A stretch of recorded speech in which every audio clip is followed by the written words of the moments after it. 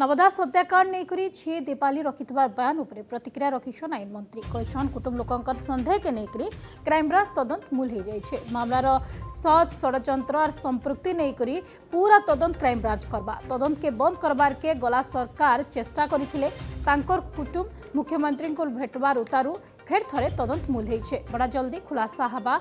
आइतार सच बाहर के आसबा जो कथा सी संदेह करुँच आखि आगे रखिकी से मैंने भी जिते बड़े माननीय मुख्यमंत्री को भेटी से संदेह कारण आउ थे क्राइम ब्रांच इन्वेस्टिगेशन प्रक्रिया आम आरंभ कर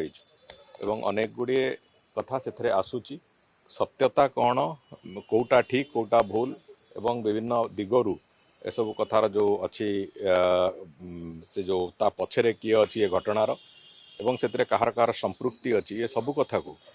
आमूल चूले तार इन्वेस्टिगेशन प्रक्रिया क्राइम ब्रांच करिवो एवं आमे भी आशा करूचु जे बहुत शीघ्र आमे ए कथार एक खुलासा को जाई परिबा एवं जो कथा समस्त मन गोटे संदेहर वातावरण अच्छी जे कहीं हत्या करागला किए हत्या कला से कथार भी आलोकपात निश्चित भाव में हम।